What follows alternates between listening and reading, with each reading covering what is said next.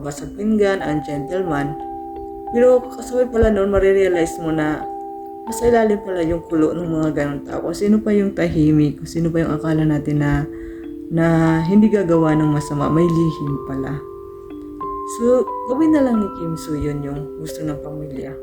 Mag-sorry na lang at i-admit. Kaya nga uso sa Korea yung cancellation. Kapag sa Korea kasi kailangan perfect na perfect ka. Yung mga lalaki sa Korea may second chance pa sila eh. Lalo na pag sikat talaga. Feeling ko sa nakikita ko marami kasi nagtatanggol kay Kim Soo yun. And ngayon nga si Kim Soo yun is dahil sa kontrobersiya, wala siya sa South Korea. Ayon sa kanyang agencies, nagkakaroon siya ng mental health. So guys, sino dito ang fan na fan ng K-drama o talagang in love na in love sa mga oppa ng South Korea? So kung fan na fan kayo ng K-drama, kilala niyo si Kim Soo Hyun. Siyempre, kilala niyo siya kasi sikat na sikat yung mga teleserye na ginagawa niya. Katulad na lamang ng My Love from the Star, Moon Embracing the Sun, Queen of Tears, at Dream High. So ito nga si Kim Soo Hyun natin, si oppa natin ay naharap ngayon sa isang malaking controversy tungkol sa kanyang love life. Nasangkot sa pagkamatay ng late young Korean actress na si Kim Sae-ron. So kung kilala niyo to, si Kim Soo Hyun is isa ito sa sikat na kontrobersiya ngayon sa South Korea. So si oppa natin na Kim Soo Hyun is nagkaroon ng relasyon kay Kim Sae-ron na pumanaw noong February. Bago pa lamang ngayong taon na to, pumanaw siya mismo sa birthday ni Kim Soo Hyun. So ayon sa bali-balita, nagkaroon sila ng relasyon noong minor pa lamang si Kim Sae-ron. Si Kim Sae-ron ay 15 years old pa lamang noon. Kung kilala niyo si Kim Sae-ron ay isa siyang nagsimula siya bilang batang actress na mas nakilala siya sa pelikula na From a Man From Nowhere na kasama si Won Bin. So, si Kim Sae-ron nga ay nagpakamatay dahil daw, ayon sa mga balibalita, is dahil nagkaroon siya ng DUI o driving under influence. At nagkaroon siya ng utang sa agency na pagmamayari o co-owner ni Kim Soo Hyun. Na biglang inungkat yung nakaraan ni Kim Sae-ron na sinasabi na nagkaroon sila ng relasyon ni Kim Soo Hyun. Nung una, hindi ito pinaniniwalaan. Siyempre, marami mga babaeng fans ang nag-react, lalo na sa South Korea, ang mga Korean netizens na sinasabi na dilulo lamang si Kim Sae-ron o isa lamang siyang attention seeker. Kaya nabully si Kim Sae-ron hanggang sa ito yung nag-udyok sa kanya na magpakamatay. And after that, ito naman si Kim Soo Hyun, hindi man lang daw dumalaw sa burol ni Kim Sae-ron. At wala man lang, tahimik lamang siya sa issue. Hindi man lang pinagtanggol sa mga pambubuli.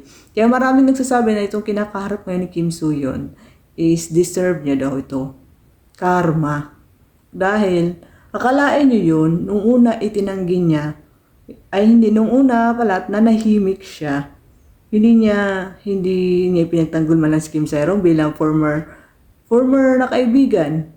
Kasi ayon sa balibalita is yung agency ni Kim Soo Hyun na co-owner siya is nagtrabaho doon si Kim Sae-ron ng libre.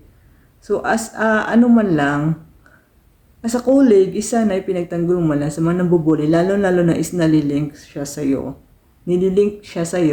na may katotohanan pala. So nanahimik lang itong si Kim Soo Hyun hanggang sa nailibing na si Kim Sae-ron. Hanggang ngayon na ngayon, pumutok na ngayon kontrobersiya about sa kanilang dalawa na naging sila pala noong minor pa lamang si Kim Sae-ron. So ang naglabas nga nito, ang nag-leak nga nito ay ang pamilya ni Kim Sae-ron, ang kanyang auntie. Unang inlabas yung mga picture nila hanggang sa videos, hanggang sa mga intimate moments nila. Siyempre nung una, dininay ni Kim Soo Hyun ng agency niya na hindi totoo. Hanggang siguro sa naipit na kasi inipit na sila ng garosero ba yun, at nabubuli na si Kim Soo Hyun ng kinits, inamin na lang.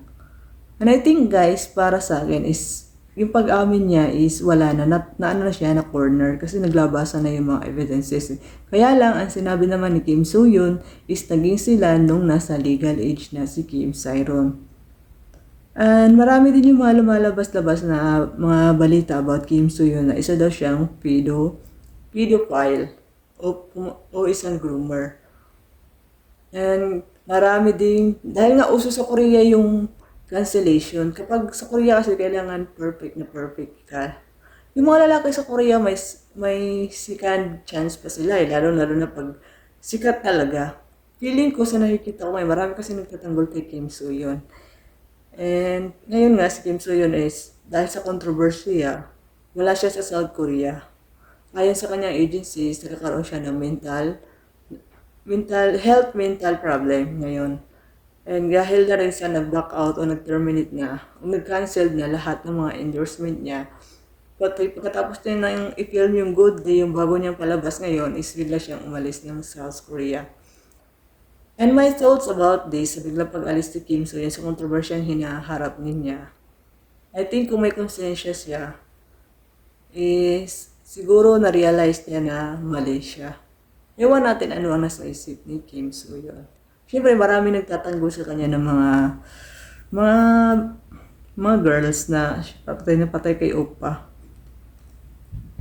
For me guys, no, as isa sa mga fan ng K-drama at isa sa mga fan ni Kim Soo Hyun, una ko napanood si Kim Soo Hyun sa Dream High hanggang sa Moon Embracing the Sun, My Love from the Star, and yung The Producers and Queen of Tears.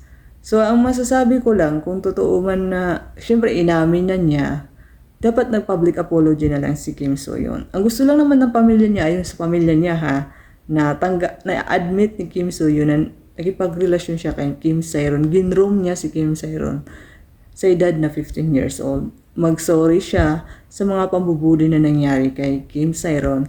At higit sa lahat, tumanaw siya ng utang na loob kay Kim Sae-ron dahil hindi naman mabubuo yung agency niya kung hindi nagtrabaho sa kanya si Kim Sae-ron ng free.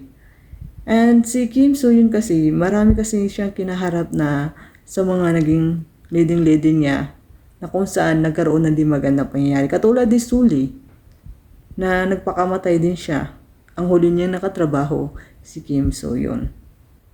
Hindi ko hinuhusgahan si Kim Soo Hyun, but I think kung titingnan mo kasi siya para siyang anghel, no? Ang gwapo-gwapo niya, parang di makabasag pinggan, ang gentleman.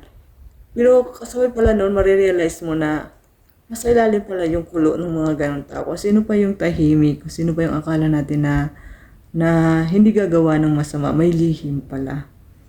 So, gawin na lang ni Kim Soo Hyun yung gusto ng pamilya. Mag-sorry na lang at i-admit. Sa kanya, pumunta siya sa pamilya.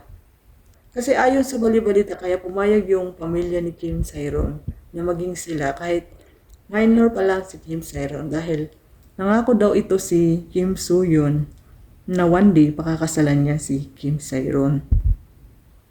And pinigilan naman nung una. Kaya lang biglang nagkaroon na nga ng connection ng love letter nung nasa military pa lang si Kim Soo Hyun at ayun, naging sila ulit. Hanggang sa nag-break sila no 2021 hanggang sa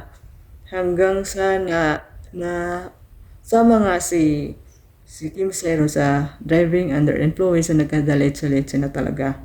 Kasi grabe na yung pambubuli sa kanya, grabe na rin yung cancellation. So, na nangyayaring cancellation ngayon kay Kim Soo Hyun, I think ito yung tinatawag na karma. Kung totoo man yung binibintang sa kanya, ito na yung karma niya. Pero sana makabangon pa siya. Kasi mahirap kasi sa Korea, dapat lagi kang perfect. At ang lalong nagpasama sa ating Oppa ay ang balitang nanggigipit siya. Ginigipit niya ang kanyang ex na nangyari nga sa driving under influence sa penalty at higit sa lahat sa penalty ng drama niya ng Bloodhound na kung saan ang agency sila nagbayad ng 700 million Korean won. So, nag-chat sa kanya, nag-message sa kanya si Kim Sae-ron, nabigyan pa siya ng oras dahil nga sa nangyaring cancellation, walang masyadong trabaho. So, kailangan niya ito bayaran na paunti-unti. Sabi niya, babayaran niya naman.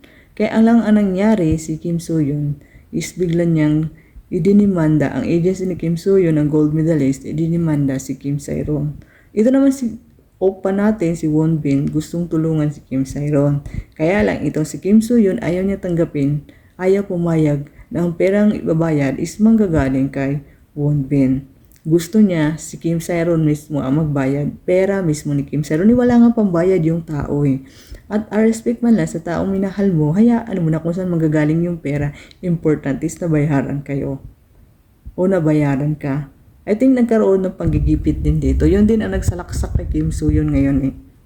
Parang iniipit niya kasi si Kim Sero noon o may binabalak siya. For me parang may binabalak siya.